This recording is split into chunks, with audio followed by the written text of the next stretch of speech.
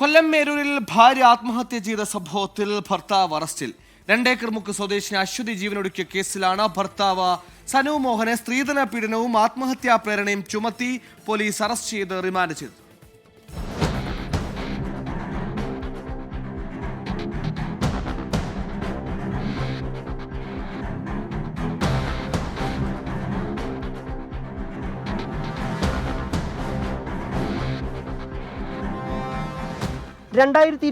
ഫെബ്രുവരി 16 അശ്വതിയെ വീട്ടിനുള്ളിൽ തൂങ്ങി മരിച്ച നിലയിൽ കണ്ടത്. ഭർത്താവ് സനു സോമന് മറ്റൊരു യുവതിയുമായുള്ള സൗഹൃദം അശ്വതി എതിർത്തിരുന്നു. എന്നാൽ ബന്ധത്തിൽ നിന്നും പിന്തിരിയാതിരുന്ന സനു സ്ത്രീധനത്തിന്റെ പേരിൽ അശ്വതിയെ പീഡിപ്പിച്ചിരുന്നതായി ബന്ധുക്കൾ പറയുന്നു.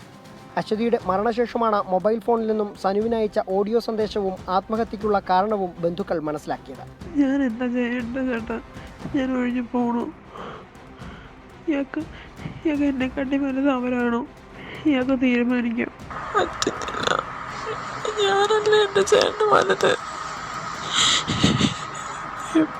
എന്നെക്കാട്ടി വലുത് അവളെ എപ്പോഴാണ് ആയ. എന്നെക്കാട്ടി എന്താവും കൊള്ളത്? അവിടെ ഞാൻ മരിച്ചില്ലടേ. തുടർന്ന് ഏരൂർ പോലീസിൽ പരാതി നൽകിയെങ്കിലും കേസെടുക്കാൻ തയ്യാറായില്ലെന്നാണ് ആരോപണം. അവൻ കാരണമാണ് എൻ്റെ മകള് മരണപ്പെട്ടത്.